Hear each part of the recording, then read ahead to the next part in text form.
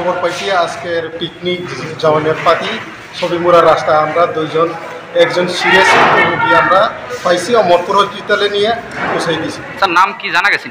নাম সন্মেঞ্জয় রিয়াং আর একজন হচ্ছে প্রদীপ রিয়াং। পিকনিকের থেকে আইতা আসলো।